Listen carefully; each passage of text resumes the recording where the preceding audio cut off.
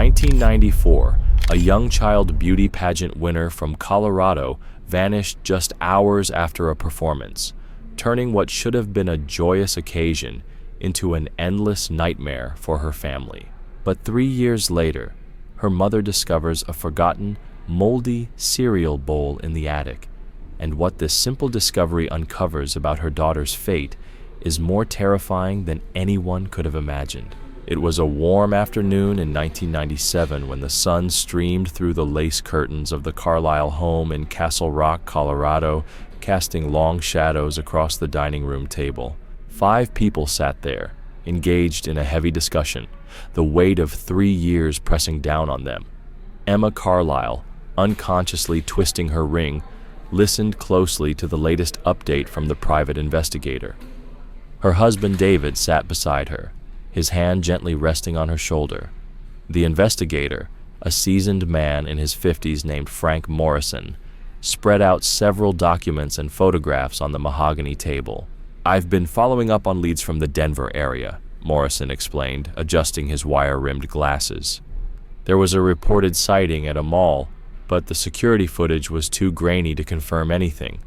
David's younger brother, Ryan, leaned forward from the corner of the table, his sandy brown hair falling into his eyes as he studied the blurry photograph. "That could be anyone," he said softly. "The height seems off." Lucille Carlisle, the matriarch of the family, sat with her hands folded in her lap, her silver hair pulled back neatly in a bun. At 72, she had aged significantly since her granddaughter's disappearance. "We can't give up hope," she said, her voice trembling slightly. "Rhea is out there somewhere." Emma's gaze drifted to the framed photograph on the sideboard, a picture of Rhea in her blue pageant dress, the princess banner draped across her shoulder, her blonde curls perfectly styled, and that radiant smile that had won over the judges. It had been taken just hours before she vanished at the child beauty pageant in 1994. "Have you checked with the other families from the pageant circuit again?" David asked, his voice steady despite the pain that Emma knew he carried. "Maybe someone remembers something new." Morrison nodded. "I've been in touch with several families. Most have moved on and stopped competing.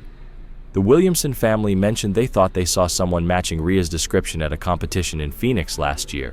He trailed off, shaking his head. The room fell silent, save for the ticking of the grandfather clock in the corner. 2 hours they'd been at it, revisiting the same leads, searching for anything they might have missed. Morrison began discussing interstate coordination efforts when the shrill ring of the phone cut through the conversation. Emma jumped up quickly. "I'll get it," she said, relieved for the brief distraction. She picked up the receiver of the wall-mounted phone in the kitchen. "Mrs. Carlisle, this is Detective Brennan from the Castle Rock Police Department," the voice on the other end said.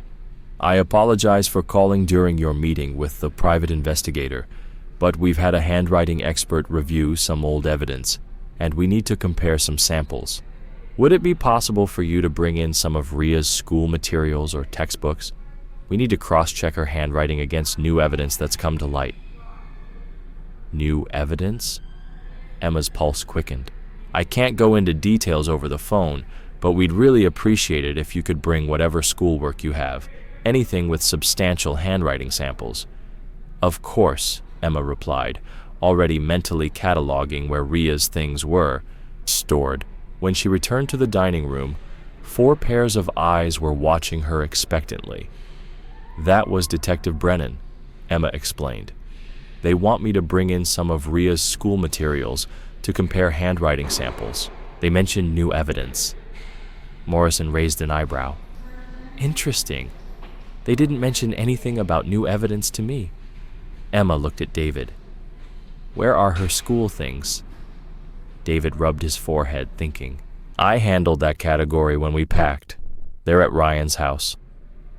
Ryan nodded, already reaching for his keys. "I can go get them." "No," Emma interrupted, a bit sharper than intended. "I'll do it.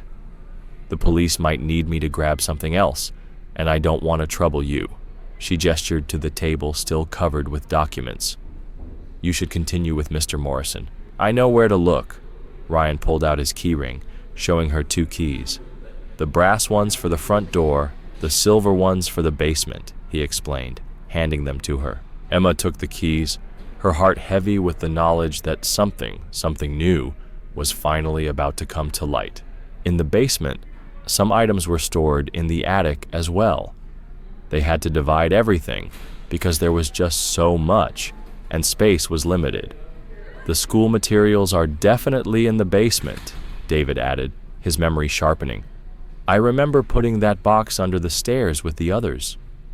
Under the stairs basement.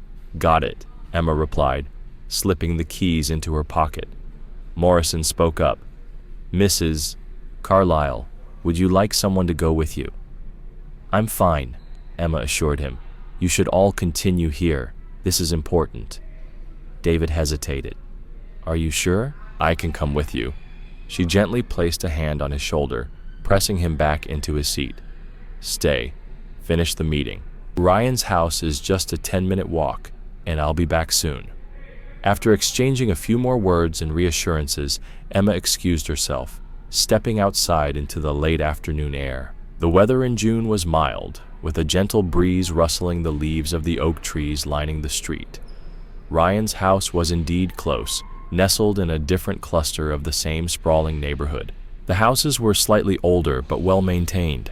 As she walked, Emma's thoughts wandered to all the times Rhea had made the same journey, running ahead of them to Uncle Ryan's house, excited to play in his attic playroom or help him with his tropical fish. Ryan had always been the fun uncle, the one who let Rhea stay up a little later, eat an extra cookie, or watch cartoons he'd recorded on his VCR. The brass key turned smoothly in the lock of Ryan's front door. The house was quiet and tidy, as always. Ryan had inherited their mother's meticulous nature, everything in its place. Emma went directly to the basement door, flicking on the light switch at the top of the stairs. The wooden steps creaked beneath her feet as she descended. The basement was finished but utilitarian, with concrete walls painted a neutral beige and industrial carpeting. She turned left at the bottom of the stairs, immediately spotting the stack of boxes beneath the sloped underside of the staircase. The first thing that caught her eye made her breath catch in her throat. Sitting atop an open box was Rhea's Hello Kitty cereal bowl, pink plastic with Hello Kitty's face smiling up at her. Emma's vision blurred as tears flooded her eyes, memories rushing back. Rhea at the breakfast table, insisting on using this specific bowl, refusing to eat if it wasn't available. They'd had to buy an identical one just to avoid meltdowns on laundry day. Emma gently cradled the bowl in trembling hands, as though it were a precious relic. How many mornings had she filled it with Cheerios or Lucky Charms, watching Rhea carefully pick out all the marshmallows first? The weight of grief pressed down on her, and she had to take several deep breaths to compose herself. She needed to get out of there quickly before the memories overwhelmed her completely. Setting the bowl aside gently, she moved to the open box and began shifting others, looking for the one David had described. Several boxes back, pushed deep under the sloped stairs, she found one clearly marked in David's neat handwriting: School and Stationery. The box was still sealed with packing tape, undisturbed for 3 years. Emma used the sharp edge of the house key to slice through the tape, the sound sharp in the stillness of the basement. Inside, carefully packed, were Rhea's school supplies: pencil cases, rulers, erasers still in their packaging, and there, what she was looking for: notebooks and textbooks from 4th grade, Rhea's most recent completed school year. Emma lifted out a composition notebook, its cover decorated with Rhea's careful doodles of flowers and butterflies. She opened it, and on each page was her daughter's handwriting: spelling tests, journal entries, math problems worked out in pencil.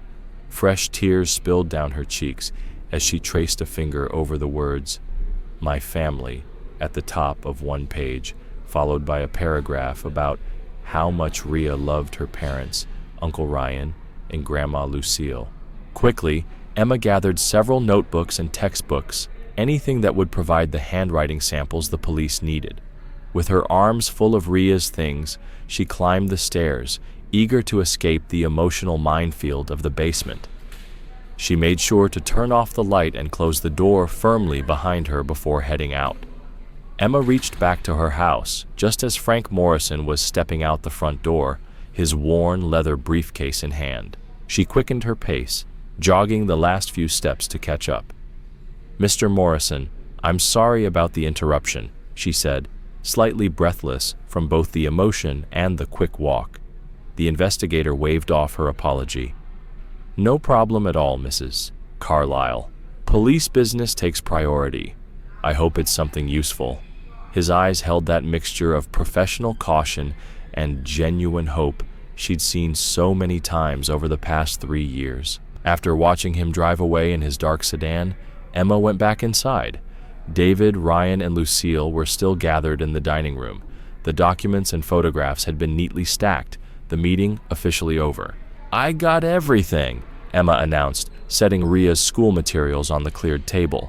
David picked up one of the notebooks, his fingers gentle on the cover. "4th grade," he murmured. She was so proud of her cursive writing that year. "Did Morrison have any other suggestions before he left?" Emma asked, just to keep the conversation going. "Same as always," Ryan replied, pushing back his chair and stretching. "Just to keep following up on the pageant circuit connections." Lucille, ever the caretaker despite her age, stood.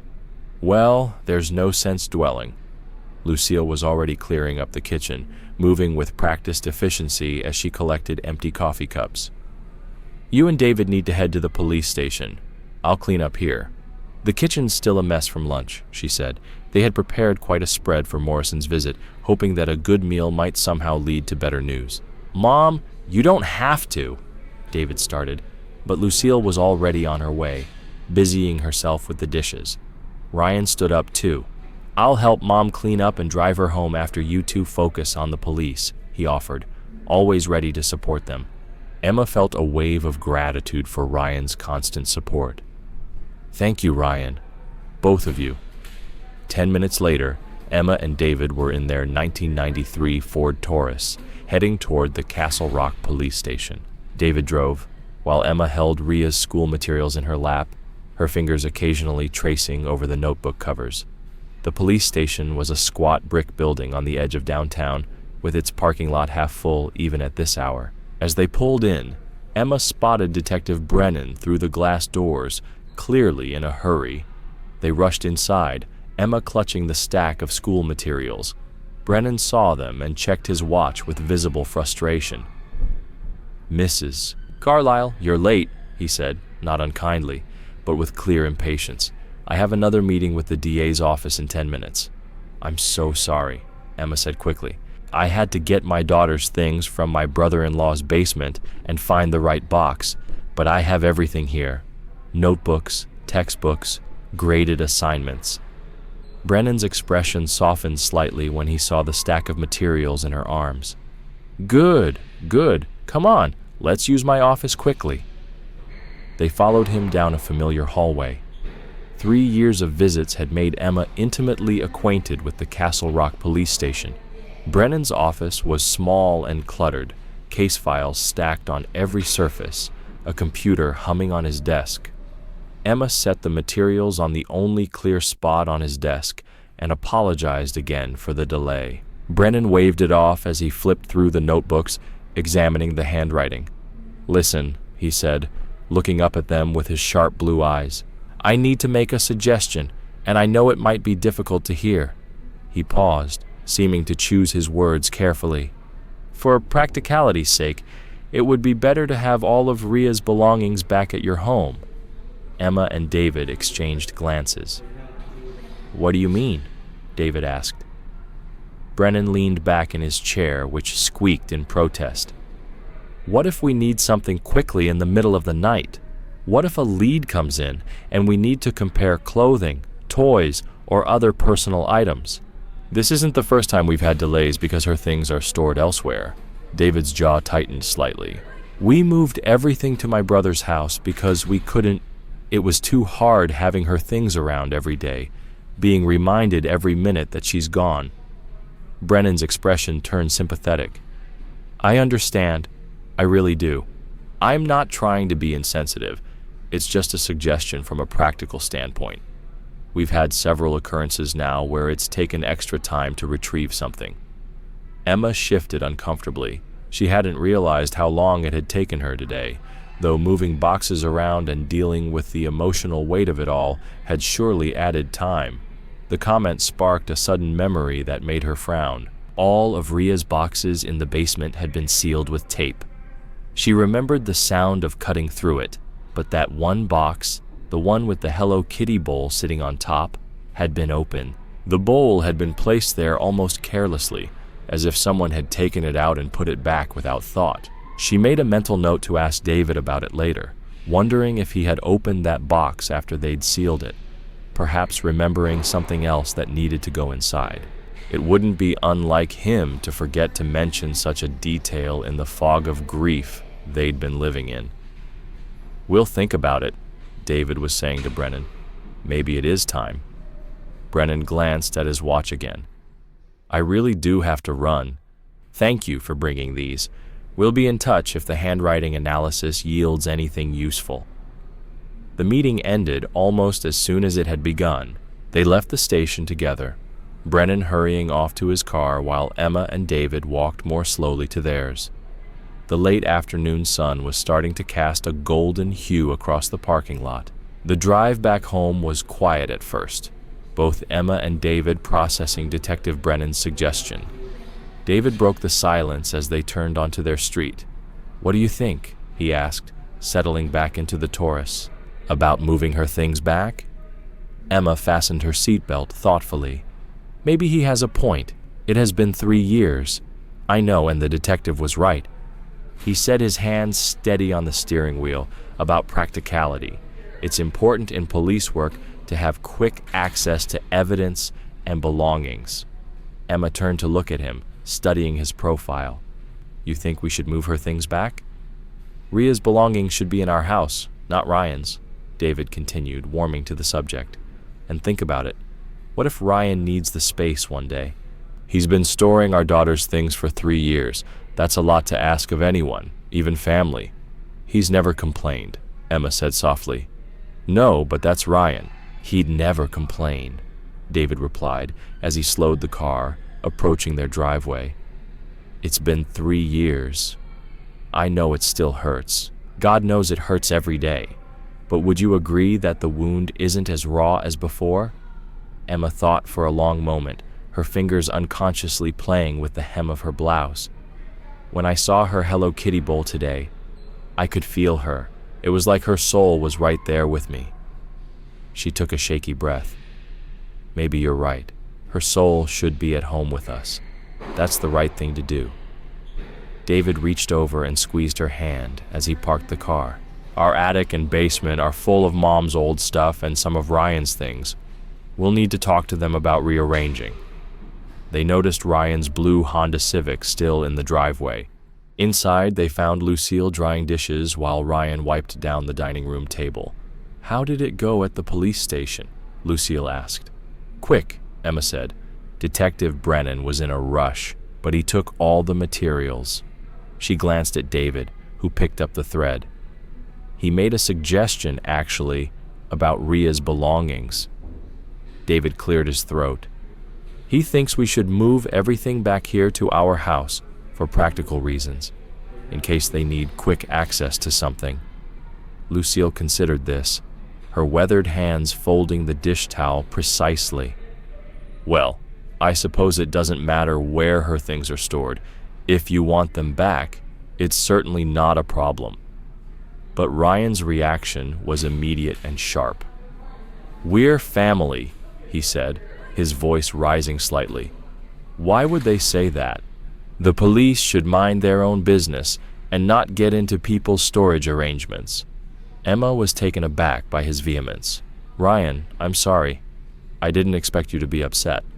I'm not upset, Ryan interrupted, though his flushed face suggested otherwise. I'm just shocked. In all my years, I've never heard of police speaking like that. It's getting personal. They haven't found a single real clue in 3 years, And now they're worried about storage logistics? He shook his head disgustedly.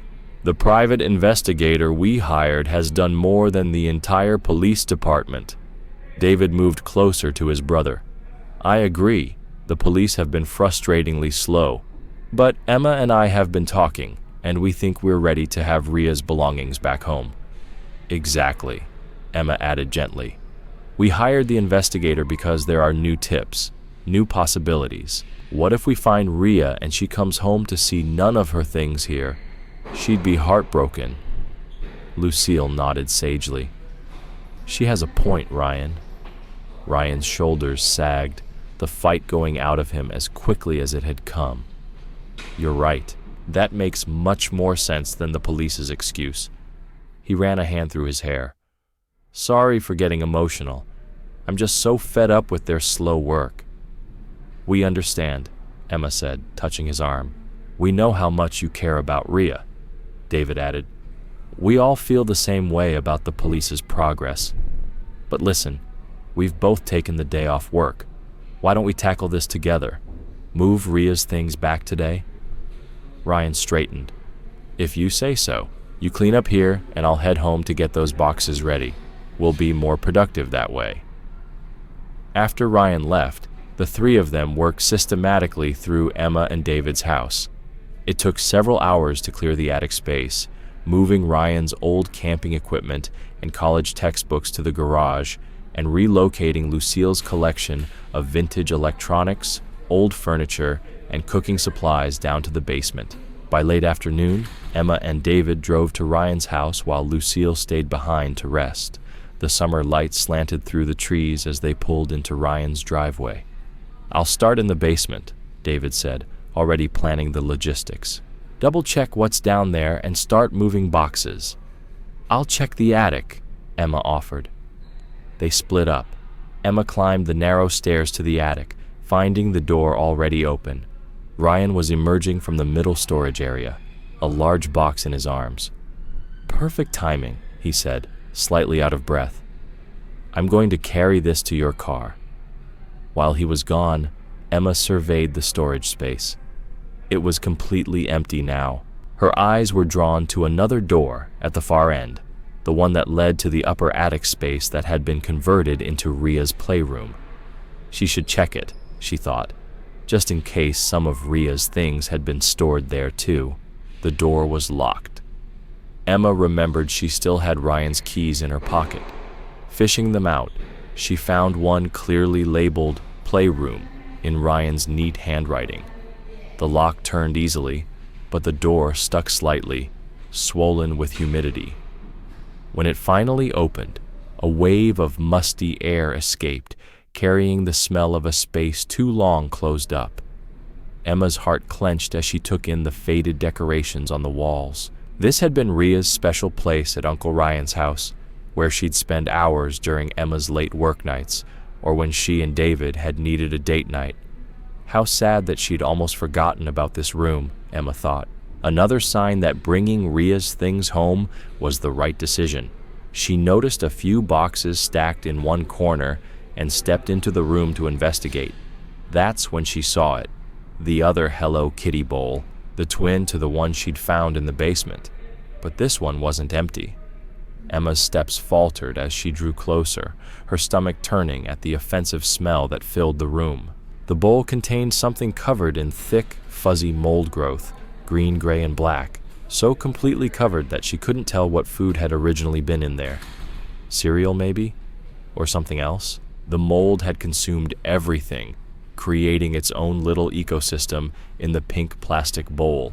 Curious despite her revulsion, Emma carefully picked up the bowl, intending to take it out of the room. She met Ryan on the landing, and his eyes immediately locked onto the bowl in her hands. "What's that?" he asked, his nose wrinkling. "Smells terrible." "I found this in the playroom," Emma explained, her voice quiet. "I was checking for any of Ria's things, and I saw it on the floor. Is this from before Ria disappeared?" Ryan's face went through several expressions in quick succession. "Yes. No, it wasn't." He frowned, searching for the right words. "Some friends came over about 8 months ago, Was it last year? For a prayer gathering. Their kids played in the playroom so they wouldn't disturb the fellowship. One of them must have brought food up there and I forgot to clean it. He paused, thinking. Yeah, that's right, last year. Okay, Emma said slowly. But they were using Ria's bowl? I thought I stored all her bowls in the boxes in the basement. A memory clicked for Emma, the earlier realization sharpening. Actually, that reminds me. The box in the basement was already open when I found it this morning, with the other Hello Kitty bowl sitting on top. Has it always been open? Ryan nodded quickly. It's always been open. I took one of the Hello Kitty bowls as a keepsake. I kept it in my kitchen to remember Ria. Those kids must have seen it and used it. His face fell, and he sighed. I'm so sorry about that. It's not a big problem, Emma assured him, though her heart hurt seeing Ria's special bowl in such a state. This smells terrible, though. I'll clean it up. She headed downstairs to the kitchen, Ryan following. At the trash can, Emma tried to tip the moldy contents into the garbage, but as she did, emotion overwhelmed her. Grief, frustration, the unfairness of it all. Her hands shook, and suddenly the moldy mass slipped, splattering across her shirt and jeans. Oh, she muttered, feeling stupid and horrible all at once. The smell was overwhelming, a mix of decay and must that made her eyes water. She grabbed paper towels frantically, trying to clean the floor first, then attacking the stains on her clothes, but the smell seemed to have seeped into the fabric instantly. At the sink, she tried washing the spots, but the water just spread the mess, creating larger wet areas on her clothes.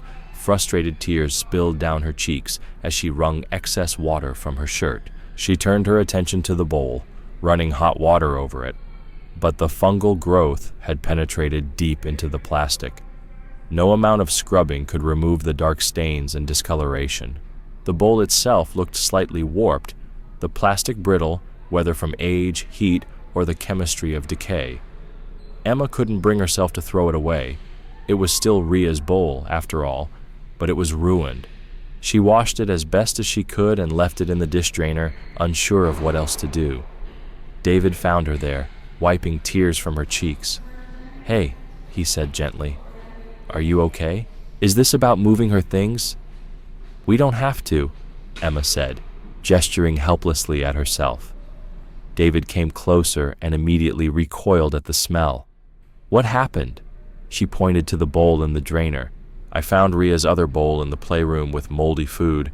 I tried to clean it, but I spilled it all over myself. Her favorite bowl is ruined. It's not about my clothes. David pulled her into a careful hug, trying to avoid the worst of the mess. It's okay. It's just a bowl.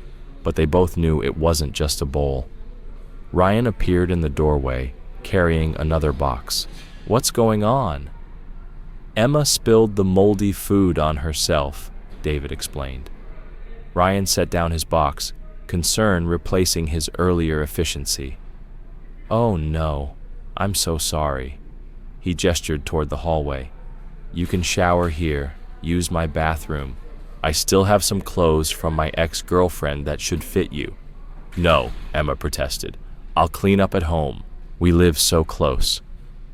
But even as she spoke, the smell seemed to intensify, and David gently suggested, maybe you should clean up here. It's no big deal, Ryan insisted. Use the shower in my bedroom. The guest bathroom shower is broken. Emma shook her head. I don't want to make your shower smell like this.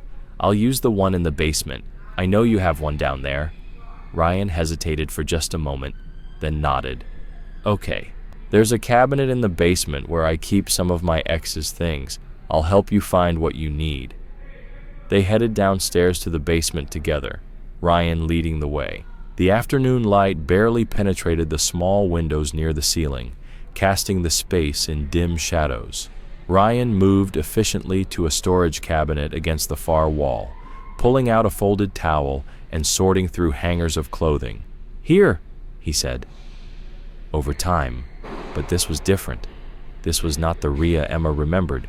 The photo looked almost staged, too perfect, as if someone had carefully set it up. The smile on Ria's face was familiar, but the setting was all wrong. It was as though the picture had been taken in a completely different place, one Emma had never seen before. Her fingers trembled as she set the frame back down on the dresser, her heart racing. The next photo was similar, Ria, but older, with a more mature expression, still smiling, but again in unfamiliar surroundings. Emma could barely breathe as she moved to the third picture, which was the most unsettling of them all. Ria was sitting on a couch, wearing the same clothes as in the second photo, but this time, the background was unmistakably Ryan's living room. Emma's mind raced. How could these photos exist? She'd never seen them before, and they didn't look like they had been taken recently, at least not recently enough for them to be part of the memories they shared with Ria. The images were creeping into her thoughts, eroding the sense of familiarity she had with the life they once led. Why would Ryan have these photos? Had he been hiding something from them all along? Why hadn't he ever mentioned them? His reaction earlier seemed strange now. His sudden emotional outbursts when it came to Ria's belongings, the unexplained secrecy surrounding his aquarium. Emma's pulse quickened as she realized that this wasn't just a mistake or a coincidence. Something wasn't adding up. She turned to leave the room, her head spinning with questions. But before she could exit, a noise at the door caught her attention. Ryan had returned, his footsteps heavy on the stairs. "Emma?" he called, a little too casually.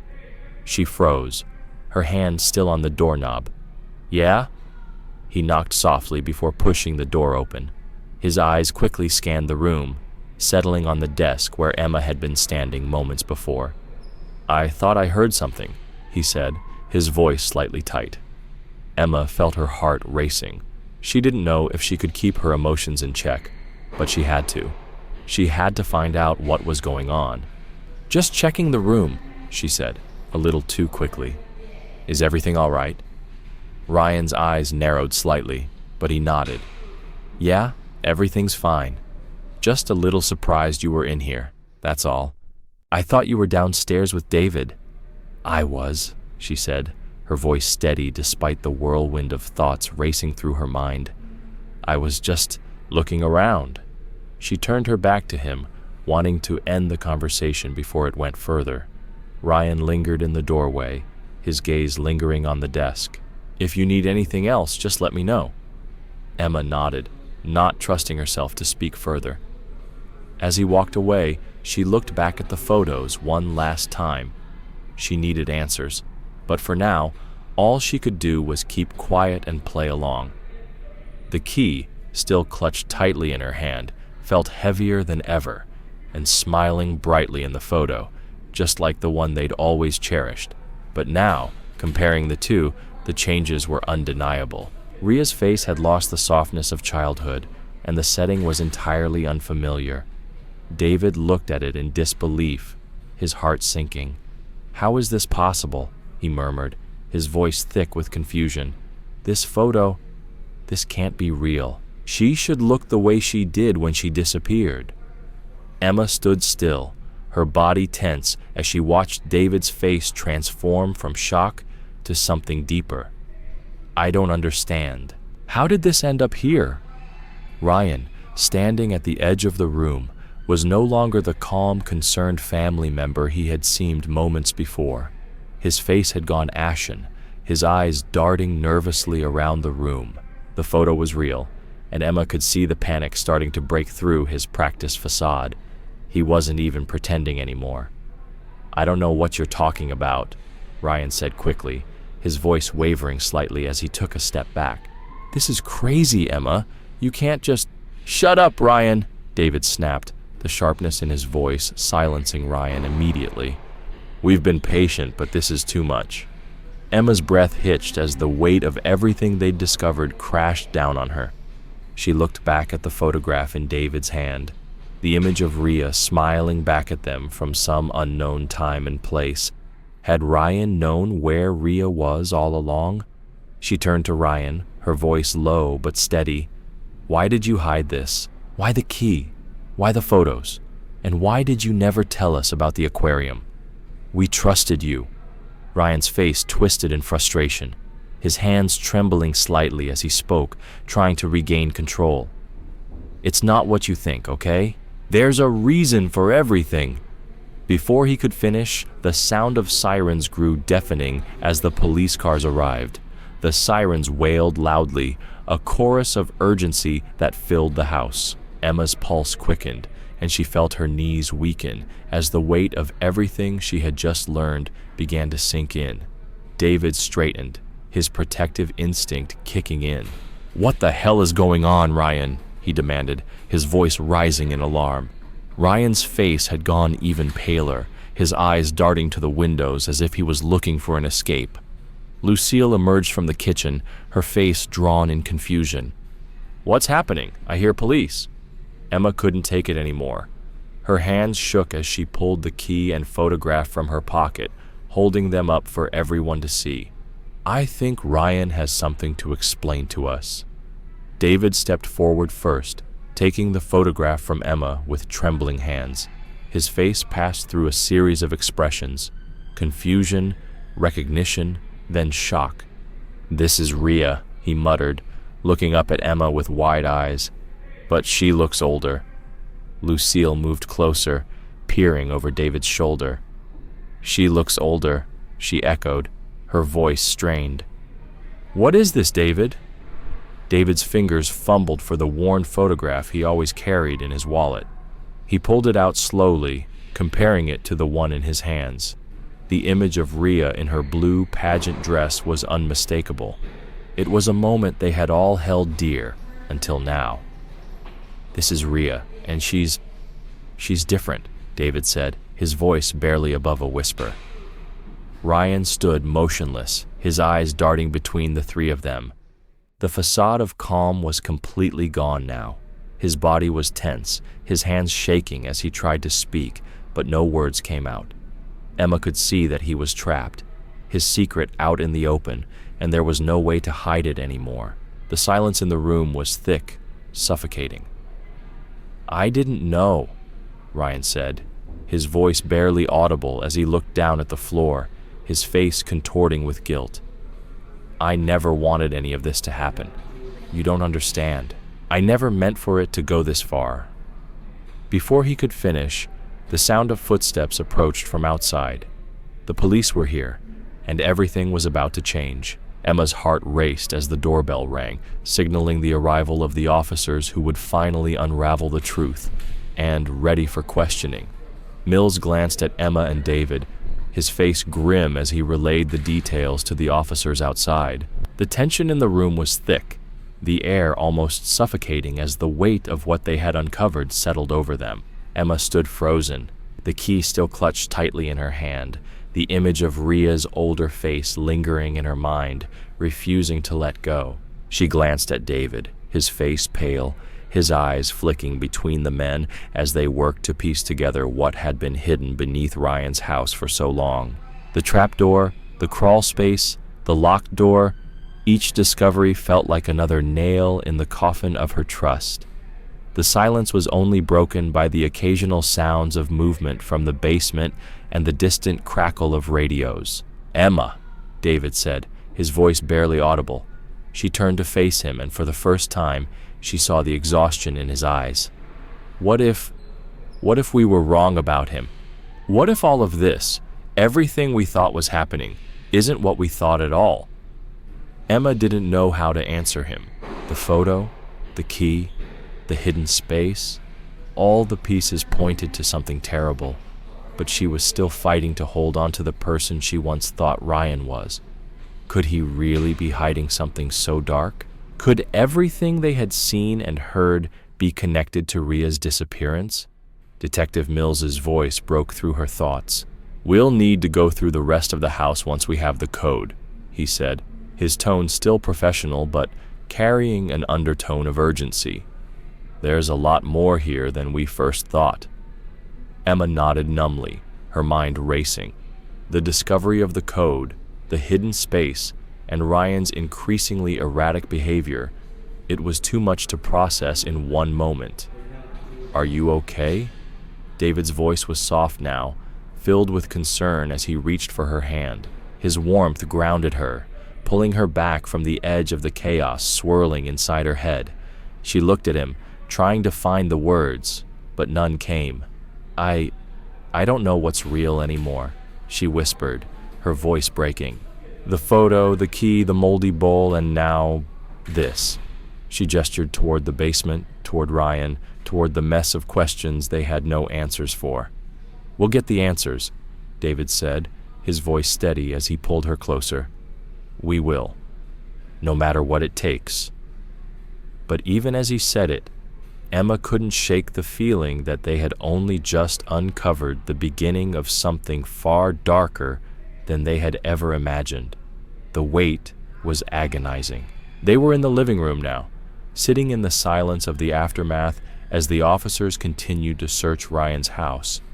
The distant hum of police radios and the soft clatter of moving objects downstairs were the only sounds filling the heavy air. Emma's hands trembled as she held the key, her thoughts constantly drifting back to the basement, back to the hidden compartment, the photographs, and the increasingly suspicious behavior from Ryan.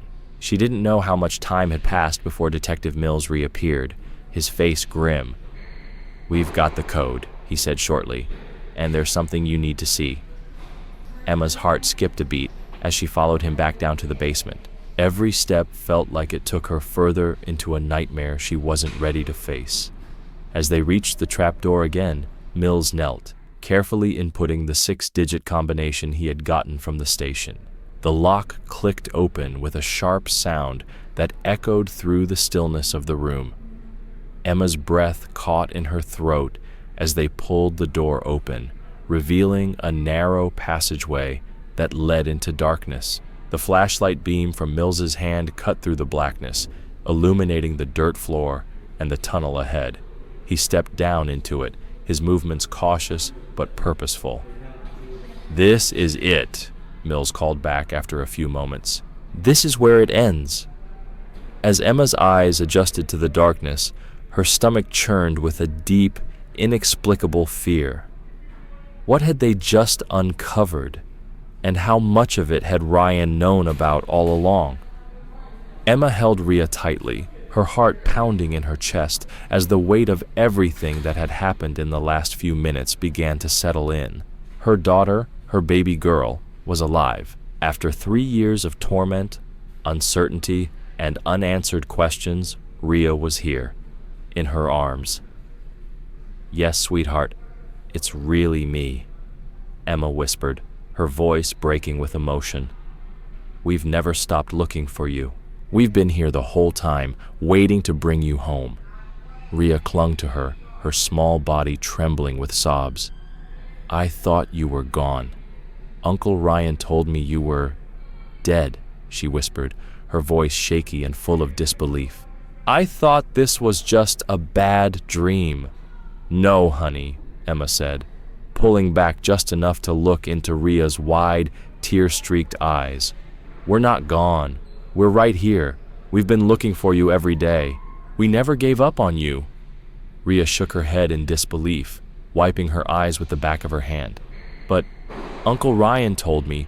He said bad people wanted me, and that I had to stay here because there was no one else." Emma's heart shattered at the words. She could see it in Rhea's eyes, the confusion, the fear, the betrayal of being told such terrible lies. Her hands shook as she cupped her daughter's face gently. "No, sweetheart. We're here now. You're safe. You're finally safe."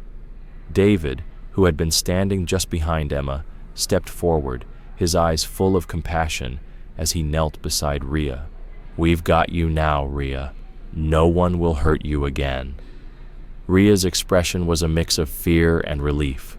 Her gaze flickered between Emma and David, still unsure if she could believe that this was real.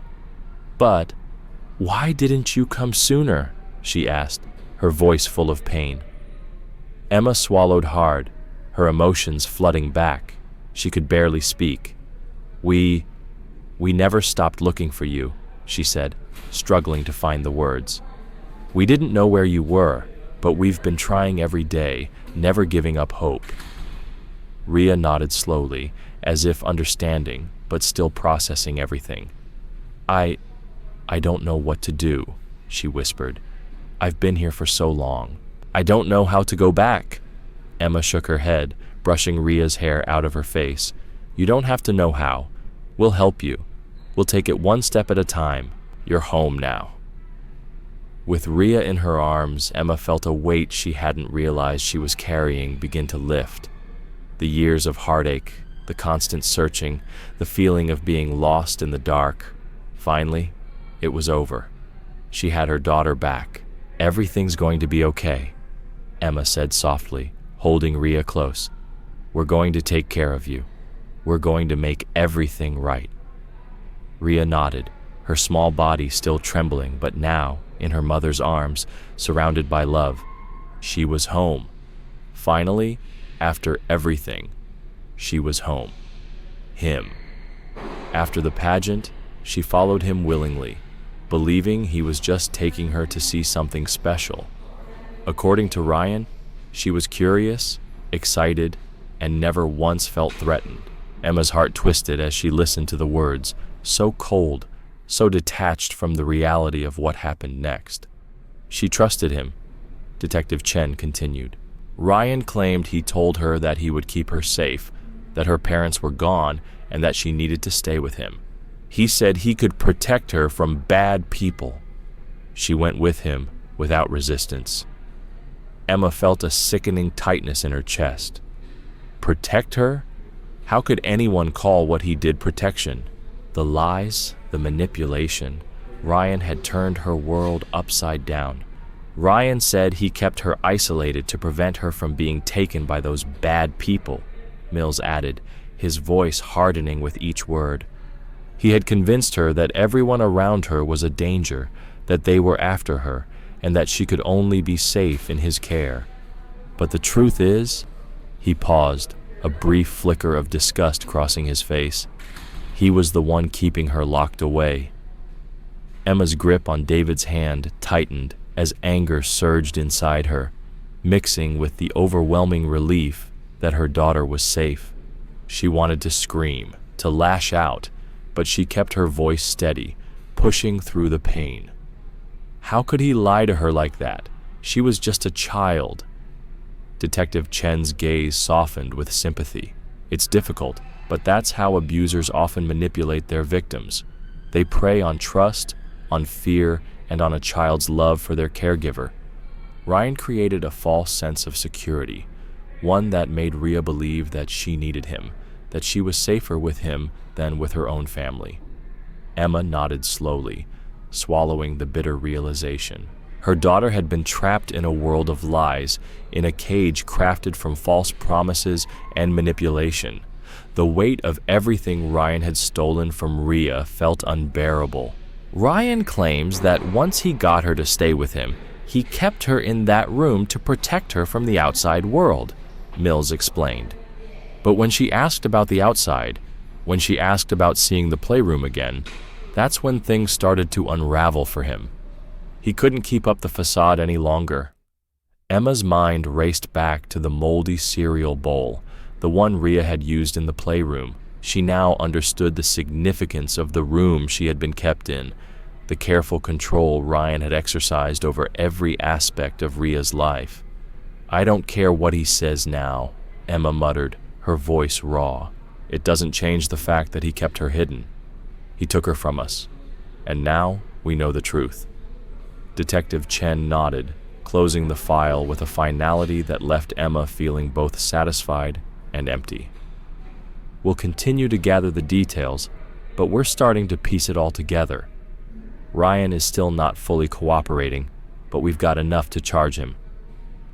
David looked over at Emma, his eyes filled with both sorrow and relief. "I can't believe it's finally over. We can finally bring her home." "She's home now," Emma whispered, turning her attention back to Ria. She was in the next room, talking with the CPS worker, coloring quietly. Emma could hardly believe it, but the weight of her daughter's presence in the room was like a balm to her aching heart. "We'll get through this," David said, squeezing her hand. "Together." Emma nodded, her eyes never leaving Rhea. Together. It had taken 3 years, a broken family, and endless searching, but they had finally found their way back to each other. As the police cruiser turned onto their street, the familiar sight of their neighborhood brought a bittersweet comfort. Everything seemed unchanged. The same trees lining the streets, the same houses, the same driveways where Rhea had once ridden her bike. Yet, everything had shifted. 3 years had passed, and the little girl who had once played there, now a young girl who had lived beneath it all, hidden in plain sight, was finally coming home. Rhea's small voice broke through the silence, asking the question that had been on her mind. "Is my room still there?" Emma and David exchanged a look over their daughter's head. David nodded, his voice filled with reassurance. "Everything's still there, sweetheart. We've kept it all for you." Rhea's eyes brightened, and Emma could feel her daughter's tentative hope, her quiet desire for normalcy. But the journey ahead would not be easy. They had so much to face: medical appointments, therapy, legal proceedings, but at least they would do it together, as a family, with the truth finally out in the open. David turned to Emma, his voice soft but firm. "We'll get through this, Em, together." She nodded, her hand gently resting on Rhea's. "Now, we go home. Your real home, with your real family who loves you and never stopped looking for you." The police car pulled into the driveway, and Emma stepped out, holding Rhea's hand tightly, knowing that the long road to healing was just beginning. But in that moment, they were together, and that was all that mattered. Lucille, still sitting in the front seat, turned toward Emma and Rhea, her face streaked with tears but filled with relief. "I never thought I'd see this day," she whispered, her voice thick with emotion. "I never thought I'd hold her again." Emma walked up to the front door, her mind still reeling from everything they had uncovered. The house that had once felt so full of life and laughter now seemed so empty, so silent. But the absence of Rhea's laughter was no longer a void. It was a new beginning. Emma opened the door and stepped inside, feeling the weight of the years lift, even if just for a moment. Rhea paused at the threshold, her eyes scanning the living room. "Can I go to my room?" she asked quietly, her voice small but hopeful. Emma crouched down beside her, brushing a strand of hair from her face. "Of course, sweetheart. It's all yours."